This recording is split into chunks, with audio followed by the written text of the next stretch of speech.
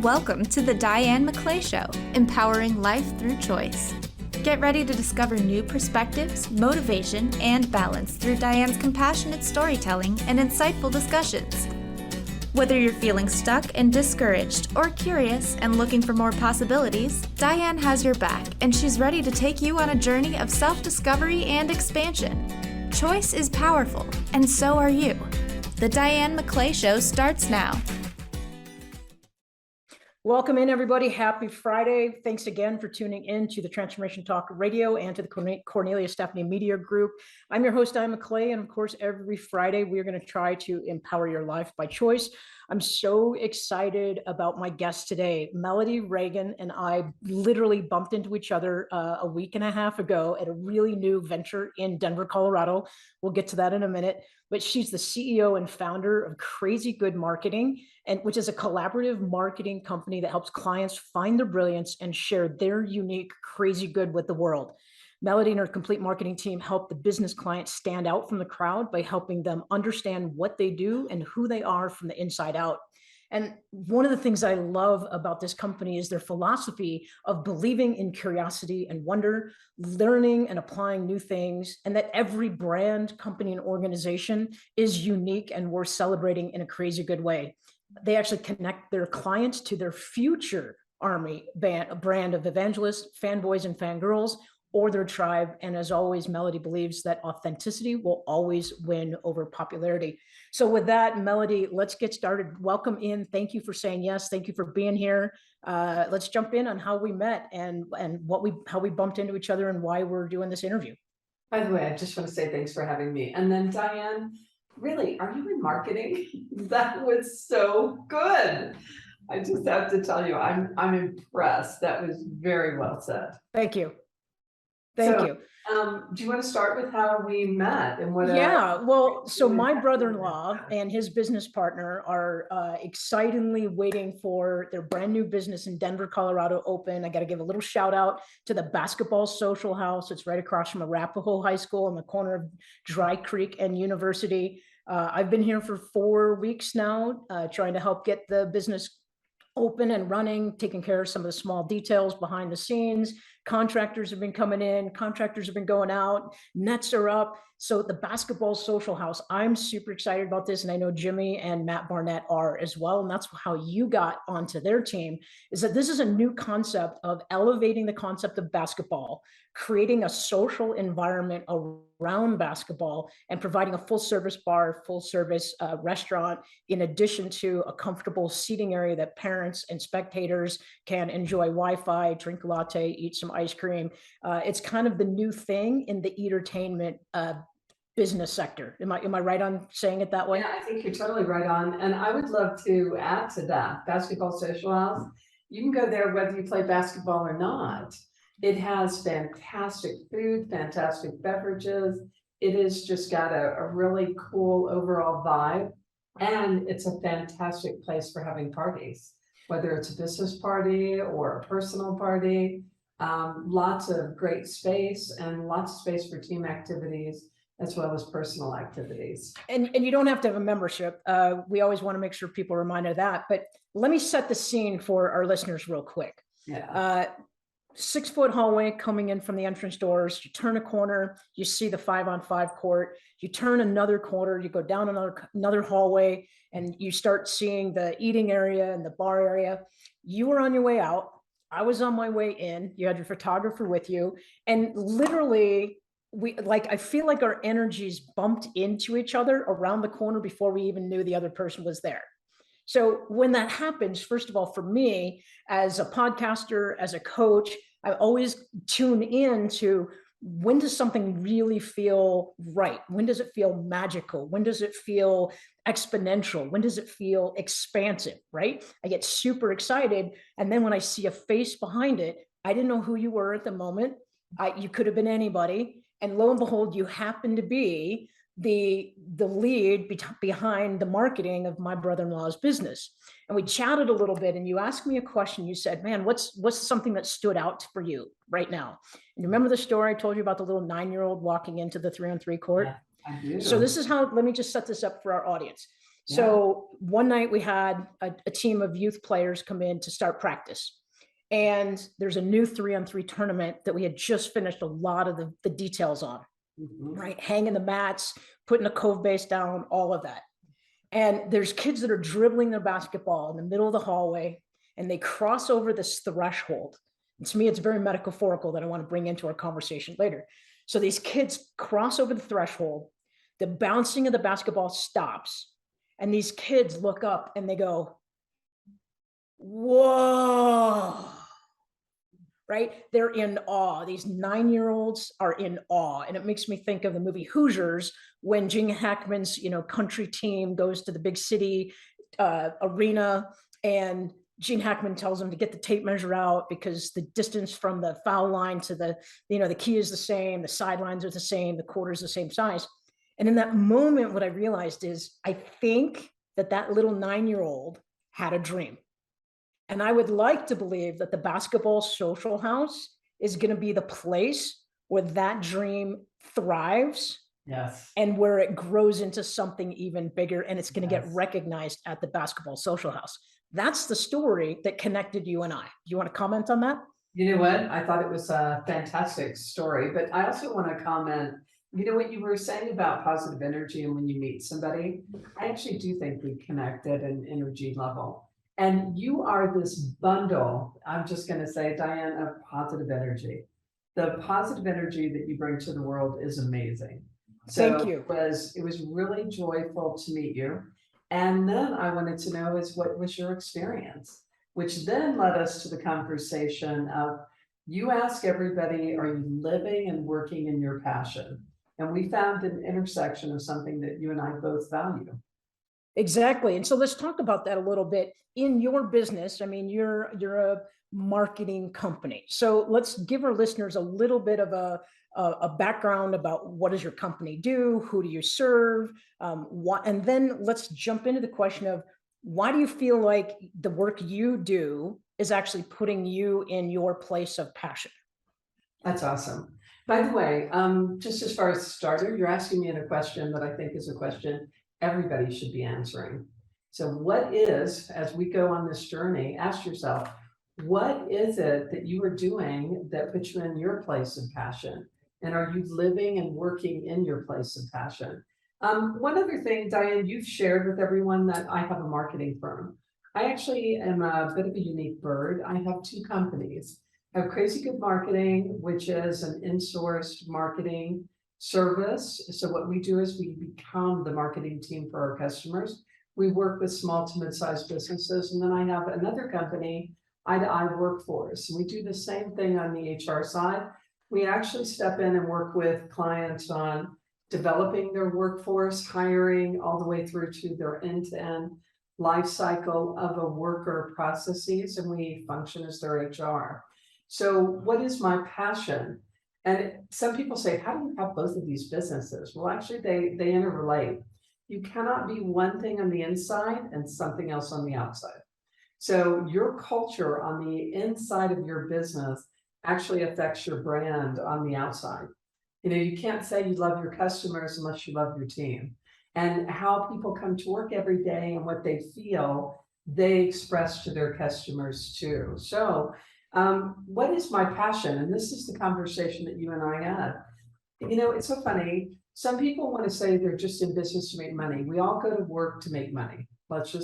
We have to pay our bills, right? But what really motivates me is my customers. I feel like we play an integral role in making their business successful. So how do we do that? We help them on the marketing side with driving revenues.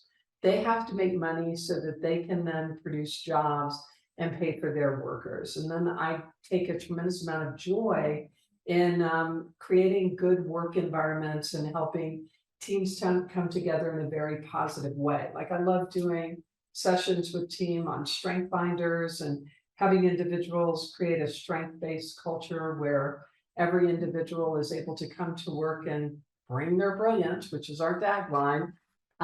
What I love is if I could create a perfect world, I'd have everybody living and working in their strength. And what I would say, Diane, I think you are. I think you're one of those people. And I think that's a little bit of the energy that we were sharing is we are able to share our gifts in a way that are having a positive impact in the world. And that's what I would wish for everybody. Well, thank you for reflecting that back. And I wish that for everybody too. And I think the work that you and I do, I mean, you're in the marketing world and I'm in the coaching and leadership and perspective world. But I want to bring that word in because I think that that's something that's a crossroads that you and I share, is that in your own unique way, you help people, your clients, see things from a different perspective. Right. And I feel like I challenge people to look at things from a different perspective. So I like to say, and this isn't my quote, but perspective is the lens through which we see. And perception is the meaning that we attach to it. Right? So when you can step out of one role, like for example, if you're the CEO of a company, I might challenge that CEO to say, okay, I need you to come into the door today as if you're the first employee of the day, or you're the brand new employee that just got hired. Yeah. What do you see? What do you notice? What do you feel? What do you observe in terms of what your body is doing? Are you tense? So in order to help people have a more well-rounded, more integrated approach to life that's very positive, that you have to have the ability to change your perspective. And when you can change your perspective, you also, by nature, I think you change some of the meaning that you might have been taught or brought up with, or a structure that may not be yours. You keep using the word culture, and I kind of want to go back to that. Will you define what that means to you? And why is creating a culture so important to whether it's a small business, a big corporation, a nonprofit organization? You know, I'm going to tell you, I think culture is an incredibly important part of any business. And this is something when I'm working with companies on HR processes and teams that I let them know about culture. I think as leaders, so it's my company, right? And so at eye to eye, when I come along and I say, these are the values of the company, all I'm doing as a leader is creating a bounding box. It's the way my team members show up every day and how they behave that actually creates the culture. And the culture is the environment that we are all working in. So if I say culture, if I say I have a culture of everything being on time, then if everything isn't on time, guess what? I really don't have a culture of everything being on time. If I say I'm going to have a culture of respect, and then I'm going to have a culture of honoring each other, those are behaviors that have to show up every day. Culture is created by actions, not just values. And I love what you're saying, by the way, Diane, about perspective. Perspective, we all have a different perspective, and you're absolutely right. The perspective is based on our experiences in life, how I grew up, what I learned, what I bring to the table. And guess what? I'm a whole person. There's, you know, this is a little bit of my age. When I was younger, we used to talk about there's the melody at work and there's the melody at home. And guess what? There isn't. There's the melody. I am me everywhere. And I'm going to show up in certain ways, and it's based on my values and my perception of things. Like this is one of my common examples. You know, it's so funny. If you take the word fine, fine in the dictionary means high quality, right? That's what it means. But if somebody says to you, Diane, that's fine, that's fine. What's your reaction to that as a descriptor? Well, I can tell you in my personal life, that's actually been the cause of a little bit of friction between my partner and I, because I might ask a question, you know, how is this? And I get fine, but I hear a tone, or I hear there's something not quite fine. As humans, we have a really unique ability about hearing something, filtering it, flipping it around, adding something to it. And literally just this morning, we were having this conversation where my partner said, is everything okay? And I said, yeah, it's fine. And then there was a 3-minute conversation after that. Are you sure it's fine? Did I do something? Did I say something? Yeah. I'm like, no, it's just fine. Fine. But there's no backtracking. You can't get That's out right. of the hole that you get yourself into when you just answer it's fine. Because I think if the world is like my relationship, then the more you try to explain that fine is really fine, you just make the situation worse, right? So you almost have to not use that word and say, hey, I'm happy with the project that we did, or I'm happy with the communication we're having, or everything seems like it's working. Thanks for asking, right? But we tend to be lazy in our English language, and we pick the first word that we think of. And I love the fact that you cited a dictionary definition, because I'm a word nerd myself. But by the way, that's and just so you know, some people are word nerds, some are not, right? But what we are talking about here is we're talking about perception, and we all have different perceptions. Now, this is something I thought about recently. Diane, I was in a conversation with a group, and years ago I worked on an international project. So before I started my two companies, I used to work in big corporate. And I used to work at actually a Fortune 1000 company, and we had team members all across the globe, and I had team members all across the globe. And what's interesting when you're on an international team, you do glossaries and you have discussions about what things mean. So for example, if you take the phrase, let's table it in the United States, what does that mean when we say let's table it? In my world, it means just let's set it on the other side of the table. Let's leave it alone. Let's put it over there, and maybe we'll come back to it and talk about it when people are fresh. Exactly. And guess what it means for the rest of the world? Dump it in the Put it trash on can. the table and let's dig in. Oh, wow. So Right. That we makes have sense. a national project. What's interesting is we create glossaries. And what we don't do in business in America, we have an assumption that everybody has the same perception. And this goes back to a little bit of the joy and helping companies share their brilliance with the world, and helping individuals share their brilliance with the world based on what we create in those work environments that you as a coach come in and work with individuals to do. Is what is absolutely fascinating is the assumptions that we make with each other. And we make those assumptions every day. And that's one of the things that actually happens in marketing. So I have a product, I know my product really well. And yet the customer that I am serving doesn't know my product really well. So how do you create those bridge communications? And it's the same thing that you have to do internally at a business. And I'm going to give you a little bit of a comparative. It's like at a technical level, I am somebody that maybe I know telecom inside and out. And yet the people that we're selling internet service to, they don't care about the mechanisms. All they know is they want, when they are pressing buttons on their computer, that things upload, download, and that it works, and that they don't have sluggish interruptions when they're watching movies. So those aren't the technical terms around those services. So marketing is a bridge communication, but guess what? You have to start with all the right perspectives, like you were saying. I love that you get CEOs to come in and experience their companies like they're brand new employees. That's super smart. Well, that's my goal, right? Because the thing is somebody and even when I was a park ranger, I had a lot of common, because I had worked up through the ranks and I had developed a lot of different skills. Yeah. My job was to hire seasonal employees. So it was always amazing when you got somebody who learned things quickly and could apply them to the next level. And then it was an easy next year hire. But when we would have a lot of turnover from one season to the next, you're always teaching somebody the new stuff. And I can remember we had a water break, and one of my peers said, go fix that water line. Yeah. Right. So if you have never done it before, there's a lot of unknowns that are there. Sure. And what I challenged my peer to do is say, maybe you should ask a question. Have you ever fixed a water line? If so, what type? Is it copper? Is it PVC? Right? 2 different sets of fixes, 3 different sets of tools.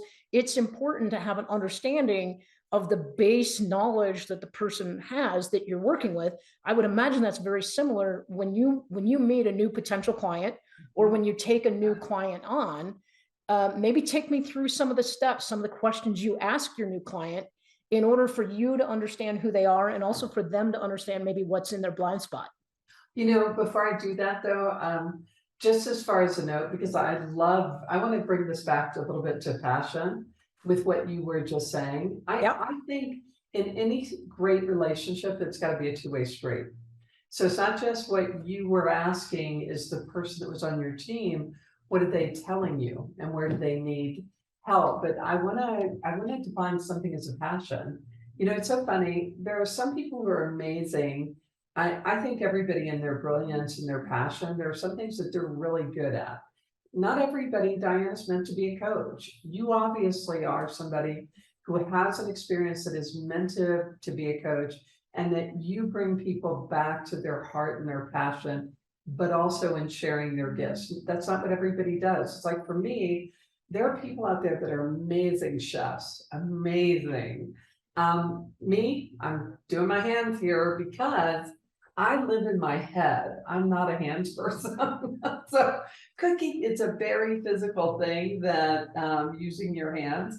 I'm not this great cook. So when you gotta fix pipes, some people are really good at it, some people aren't. So even if I think about that seasonality of workers, what is it that drives some people? We do jobs and we do things in life, not because they bring us joy, but because we think we're supposed to, because there's a path that we think we are supposed to be on. And I have this thing that I always tell everybody, do you know the difference between a rut and a grave? Have you ever heard this? And this is a little bit of a stretch, but it's one of my phrases. Do you know the difference between a rut and a grave? Between a what and a what? A rut and a grave. A rut and a rut and a grave. No, I don't know what the difference is. Only its length. So if you find yourself in a rut, pay attention. Interesting. And you know what? At the end of the day, there are things you're going to look back on your life, and it's like doing that check, having that conversation and saying, am I really in my passion? It's coming back. So going to my customers, and when you ask me, am I in my passion?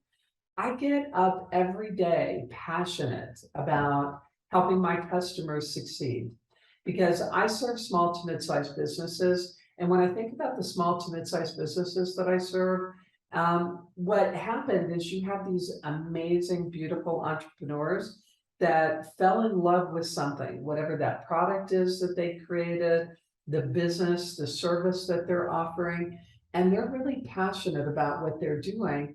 But it's really complex to run a business. It's incredibly complex. And the financials of it are very complex, because you start off with it just being you. And then as you continue to grow, you need other talent.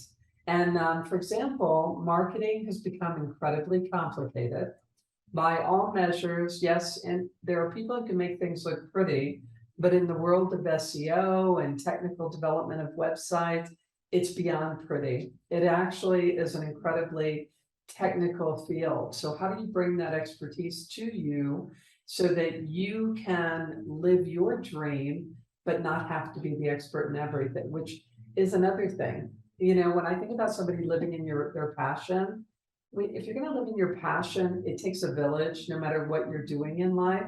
So what's the team that you're surrounding yourself with? And what we do at Crazy Good Marketing and at Eye to Eye is we surround these amazing entrepreneurs with teams that help them bring their dream to life and help them grow their dreams. So I want to ask you a question here, and then I want to tie it back to the thing you said at the very beginning about the thing on the inside has to be the same as what you reflect on the outside. Yeah. But in your experiences, and you can choose whatever client you want if you feel comfortable, but what have you learned maybe really, really recently that surprised you or shocked you, or maybe something that challenged you to kind of like look at something from a different way? What have you learned from your clients as you take them through a process that you're now incorporating into your new routine or your new level of professionalism that you bring people? You're asking a question that I'm thinking about from two perspectives. I'm thinking about it from my client and also from team members. And there's a couple of things that I think too often One, when it comes to team members, I think people can tend to get into a little bit of a rut. And what they don't do is they don't think about what's giving them joy. And they also don't think about the habits that they have around themselves. And, this is a moment that I'm going to do a little bit of a pitch for people getting coaches. And I say this, Diane and I just met. We don't even know each other but 1 week. So I just need to put this out here that, you'll spend money on your hair, your nails, or your clothes, etc. But actually getting somebody who's going to help you achieve the joy that you need to have every day in life. It's getting that sounding board and somebody that can guide you. I have found with a lot of workers that they really don't understand what creates a good day or a bad day for them. And they don't fully understand what their work styles are. And it's stepping back and saying, truly, what gives me joy? And I actually want to tell you, I think that's one of the reasons that we're getting a lot of transition with younger workers. They get into an environment, they don't know how to express what they need and create that give take. Going back to you and your partner having the conversation about fine. On a personal level, I'm in a partnership that later in life partnership, Dave and I met and we bonded, and 3 years ago we got together. And our lives have gone through quite a few things with each other, but doing it later in life, I sit back and I ask him, would you like this? Or don't you like that? Or what do you like about this? And yet too often we all get together and I just expect you're going to know me. So you're going to know me, Diane, observe me, observe what I want. So no matter who in your life, whether it's your boss, your coworker, your partner, it really doesn't matter. If there's something you need, you should express it. So that's something I've learned in my journey. Sometimes you don't know what you need, so that's where a coach can help you. Relative to my customers with small businesses, it is really complicated. And I think one of the things that happens with entrepreneurs is what makes them entrepreneurs is they can march to a beat of a different drum and they go it alone.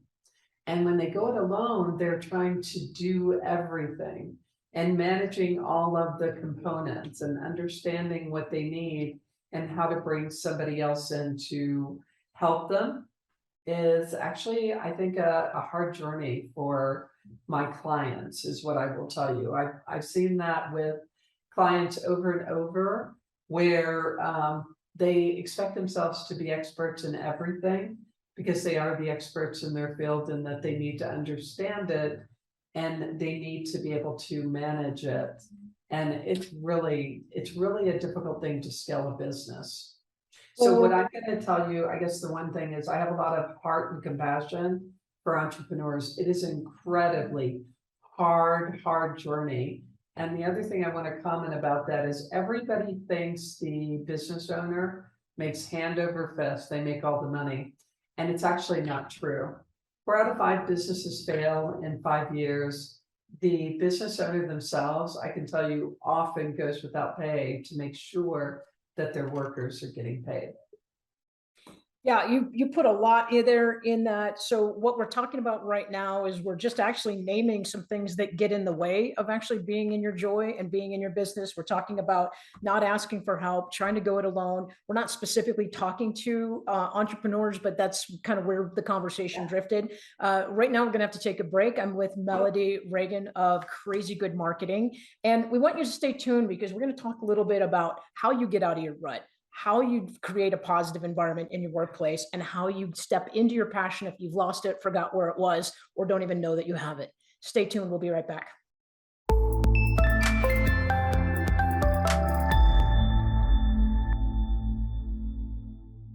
Welcome back in, everybody. This is the Diane McClay Show, where every Friday we try to help you empower your life through choice. And before we jump back in with Melody Reagan of Crazy Good Marketing, we talked about passion and we talked about action and we talked about making sure that our actions kind of match what our culture or what our belief is.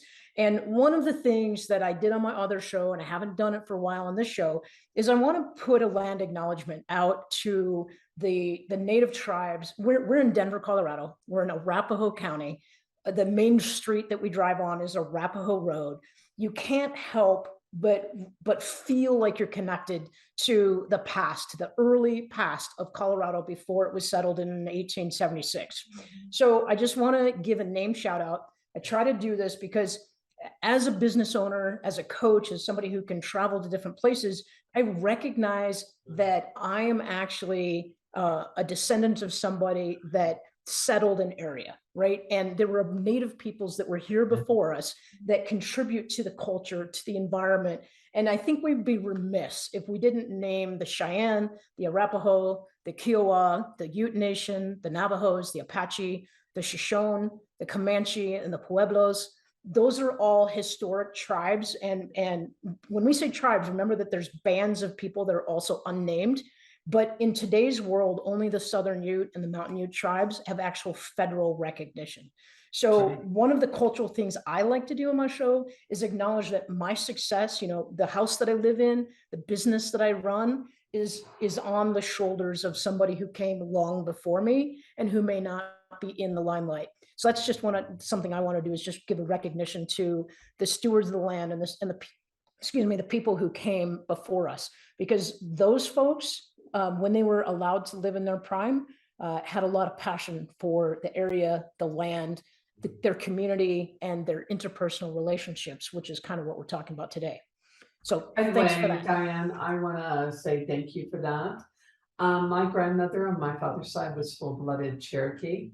And one of the things that people don't realize is the actual lack of acknowledgement to Indians in the United States. Unless your family actually put their name on a list, there was nothing that you were given from a family perspective. So thank you for that, and keeping us in the truth.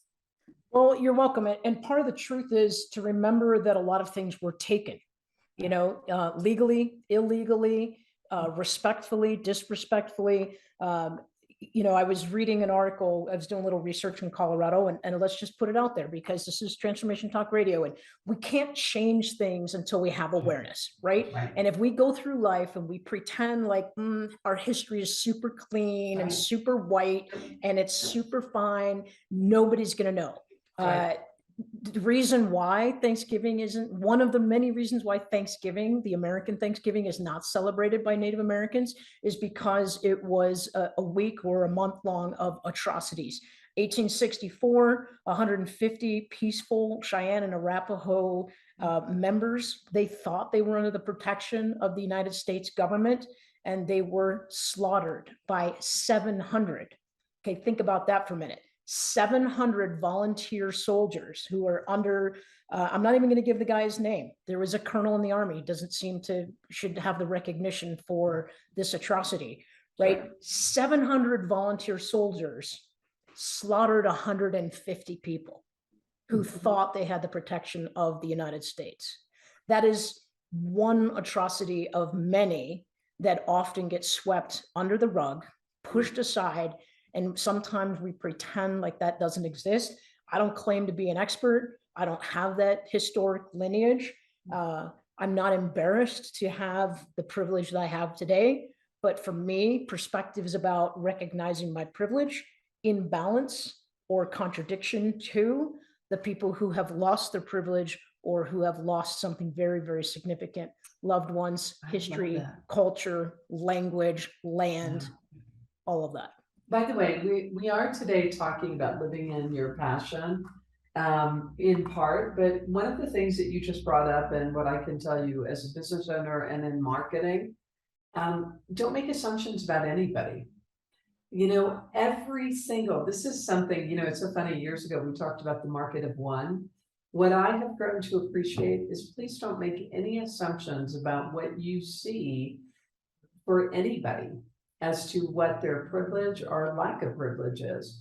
Even if they come to you and what you perceive as all of these items of grace and goodness, you don't know what the life is that they've had, or the life that their family has had, or even what they're dealing with when they go home or when you're not around them. So I appreciate what you're saying, and this is the history of the world. It's not just in the United States. We have had good times, bad times, good experiences, bad experiences. don't make assumptions, but that is one of the things too, in living in my passion. I like to help everybody understand not to judge others just based on where what they see from their lens, as you said, their perception. The other thing is to ask yourself. I firmly believe most people strive to bring goodness to the world every day and share their gifts. Sometimes we don't always do it in the best way. I can tell you I'm not always the most perfect leader, but how can we be in grace with each other, with our coworkers, with our customers, with our owners, with everybody, because we don't, as they say, we haven't walked in their moccasins, right? Right. I'm kind of a list maker. So for our listeners who are tuning in, I want to recap a little bit that we inadvertently created a list of things that might get you into a rut, or they might be signs that you're in a rut or in a grave, as you mentioned. One of them is not understanding the culture you're trying to put out to your community. Another is making assumptions either about your clients or your workers or your business. A third is that you're not communicating in a way that's clear. We use language like Right. everything's fine. And the fourth could be that somehow we've lost connection with joy. And one of the Yes. things that you claim, I love Yes. your mission statement on your website about how you work with your clients so that they understand who they are from the inside out. So could you speak a little bit about a process or a strategy or a tool that you use with clients in order to get that alignment of what's being projected on the outside in alignment with what's being believed or supported on the inside? I really love this question. So on the marketing side, one thing, and a lot of people say, like, how is it that HR and marketing have anything together? But they do. Everything is a system, and all systems are intertwined. And what we do when we're working with smaller businesses on their brand and what they're trying to achieve, we go through a process that we understand what it is that they're looking to sell, what's the service that they are trying to provide, product or service, who it is that they're trying to connect to. We try to understand their placement in the market. And then we also dig into what are their values, what are their values as an organization, and what is the culture. And it goes back to, you cannot be all things to all people, right?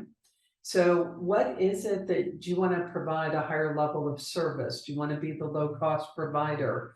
And then within that, if you say, I want to provide great service, that means you're going to treat your customers in a very respectful, positive way with the expectations that they have.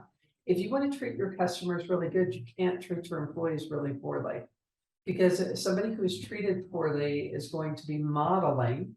This is why the inside to the outside matters. You will model the behaviors that you have.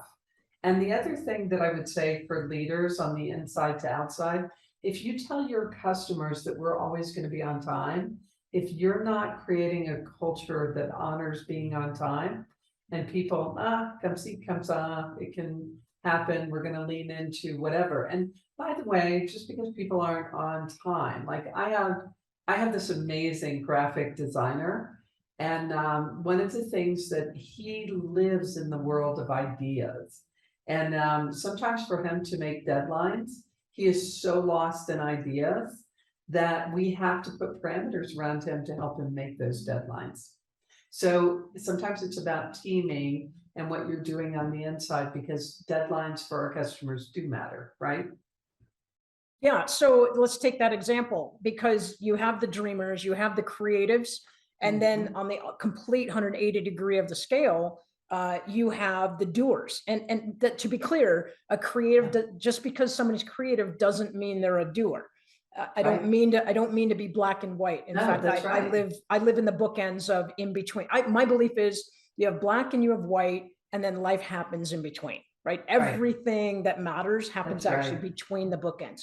So, but you have somebody who's a strategist, somebody who's linear, somebody who wants things done. They need to, like, I have a friend who makes a daily checklist of things that get done.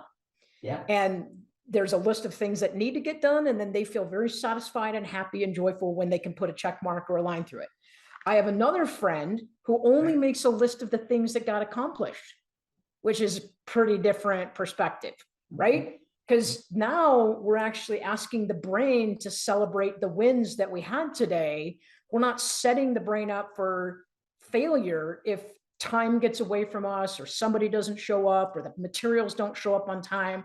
You know, there may be a lot of things I want to do today, but there's a different perspective about saying, what did at the end of my day, where are my wins? What did I accomplish? And then we have people who just, they're dreamers and they're in their head and they're in the creative moment, and they're like, getting things done, but I've got this great idea.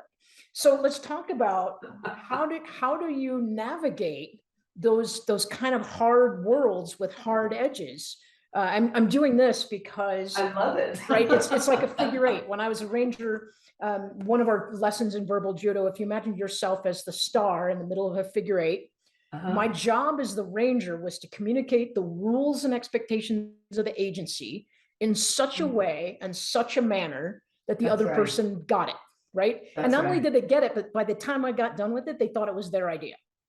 But if you draw a line through that figure eight enough times, eventually the star disappears. I, as the individual, go away. And that was that's a really strong lesson that I got from my verbal judo, is communicating something in such a way, in such a manner that the other person is following you and willing to go along with you. So if you have the dreamers in one camp and the hardcore list makers in the other camp, how do you bring those two worlds together so that each feel valued, respected, and like they've contributed to the product? By the way, I'm a big proponent of Gallup. And one of the things that Gallup will share with you for somebody to do good work, one is they should be working in their strengths. Two, they have to have clear responsibilities, like tell them what it is that are your expectations, and then give them the tools to do the work that they're supposed to do. And what you are describing when you talk about the person who's strategic versus the checklist, you're actually telling me about the lens through which that person views the world. You're actually describing their lens. And what I've learned to balance with lens is context. So if I bring a whole bunch of people to a meeting, I always give them context for the purpose of the meeting. Are we coming into this meeting to this working session? Are we here to generate ideas? Are we here to get the plan put together to get things done? And then the other thing as a business leader and working with my clients, it's getting them to understand the systems that they put around people. So it's not just about the people, it's also about the systems that we put in place to help them be more successful. So let's go to my amazing graphic designer, because he's also an illustrator. He is absolutely amazing. I have learned how to lean into the individual behaviors, and he and I sat down. He's been with us for 7 years. So it's kind of like, all right, let's talk about why deadlines are really complicated. And it's because he gets lost in the ideas. And I'm like, okay, let's solve this together. How can I help you be on time?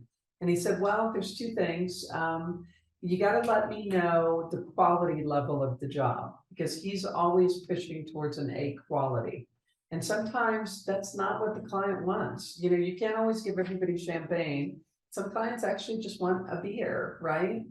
And so letting him know the quality of the job. And then the second thing he said, honestly, give me an earlier deadline. And I'm like, okay, we can do that. So I think it's a little bit of context. I think it's process. You know, I really think it comes down to both, and it's honoring where each person is. But context for meetings, I have learned, I come into meetings and I'm always, okay, purpose here. There's a reason, our purpose. Are we creating ideas? Are we executing? Are we working through the plan so that people know how to show up? As you were talking, my brain kind of just went boop, boop, boop, boop, with a couple of different ideas. And I feel like we created a list again. I love how you said earlier that everything is a system and all systems are intertwined. They are. My takeaway from that for entrepreneurs or new business owners would be is to recognize that every part of your business, even if you're a solopreneur, That's right. everything you do is a system. How I promote my radio show is a system.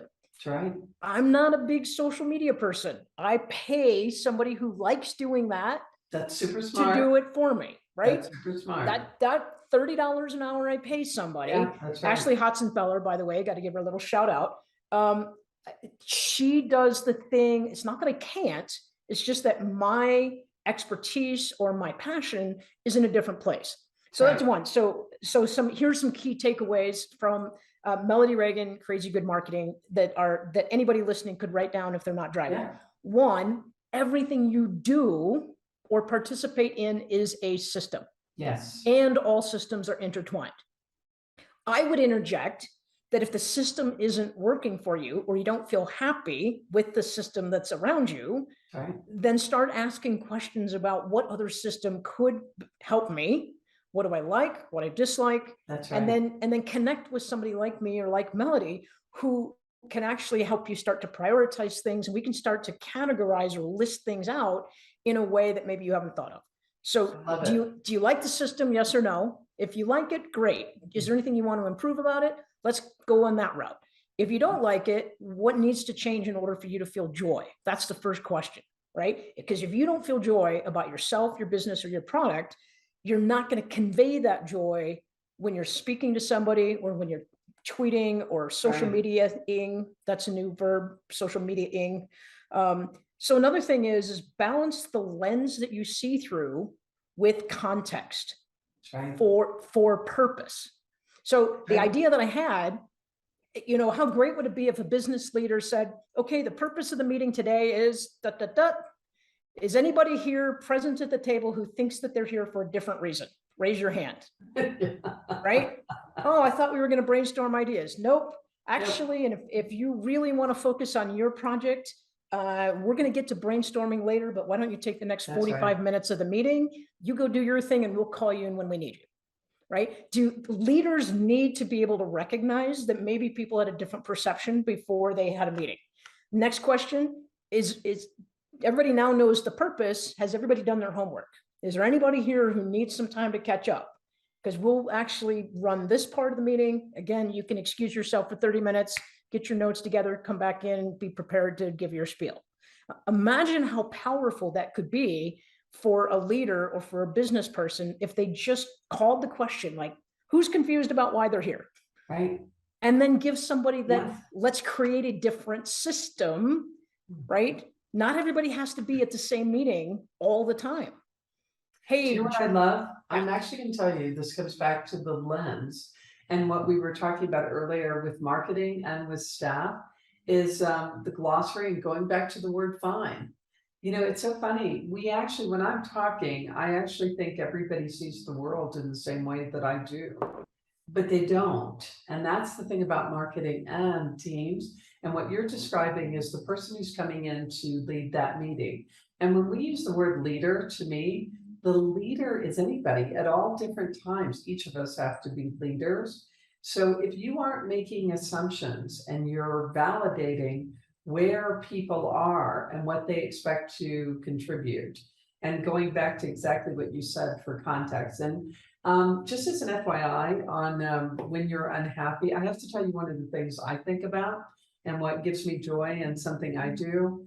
If I get into a pattern, which we all do, where I'm happy and then all of a sudden I find myself just getting downright irritable and I'm not happy and I'm not having the same level of joy, what I will do is at the end of each day, I will start writing a little tea account. What gave me joy today? What took my energy away? And then I'll start going through it and asking myself all the things that are taking my energy away. What can I do to change those? And sometimes it's about me going to a colleague and saying, Diane, when you and I have a handoff on this, I'm missing these things. Can you add this to help me do a better job? Or it's also about me looking at it and going, hey, this is something that I'm never going to be good at. And I actually need to get somebody else in here to help me with this so that I can balance my day, like you did with social media. And that brings me to my fifth point in our list is ask for what you need and be specific. Yeah. Right? How many of us just assume the other person thinks we know what we need? So, Right. I mean, I'm either going to hurt your feelings because I do it without getting your input, or I'm going to hurt your feelings because I'm awkward about the way I ask for your input. Right? Right. It's not my Well, goal to hurt your feelings, but if that's the end result, I might as well ask for what I want and what I need and try to move it forward. do you know what? That's exactly that. It's so spot on. And it's like even an assumption. You know what? Have you ever read the book, The Four Agreements? Have you ever heard of that book? Yes. I love that book. We actually, you know what? You and I talked about that briefly. I love where somebody says, world's all about me, because it really is. Like if I put a call out to somebody and you don't immediately return my call, what do people tend to think? Well, why isn't she returning my call? You know, what I've learned, I kind of have this little 3-strike you're out rule. I start with the premise, of course you're going to talk to me. And then it's like, did you get the message? Are you out on vacation? Are you overloaded? Because 9 times out of 10, guess what? You haven't called me back because you're on vacation, you're overloaded, you didn't get the message. So I'll try calling you again. Right. And we can have another show about all the interference that goes between as soon as we put a message out to somebody and then we're sitting in that waiting mode, waiting for that feedback. You and I could have a whole other show about all the interference that happens from point A to point B. We don't have enough time for that.